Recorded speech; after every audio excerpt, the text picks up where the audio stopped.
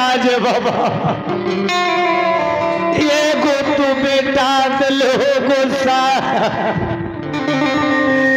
आतल बेटा पल के दिलीला भगवान सुधीर बाबू परस बेटा के पन के दिल्ली में भी सुधीर बाबू एगो पंखा के व्यवस्था नहीं भीड़ का बेटा ये पोती नंदगराम पंखा एगो नहीं दब नहीं ला के ये लोग गुस्सा बेटा के कारण गुस्सा बाबा भगवानी आँख के आनर बहन के लिए गुस्सा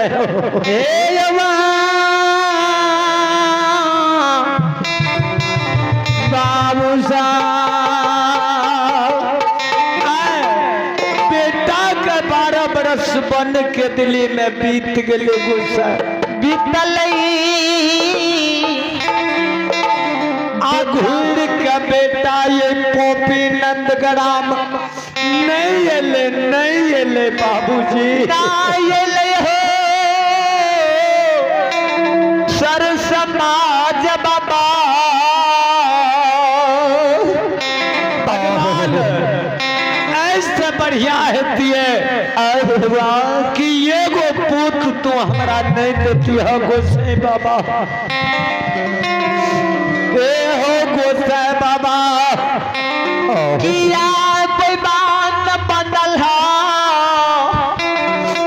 हे धर्मराज बाबा बाबा हे क्या काला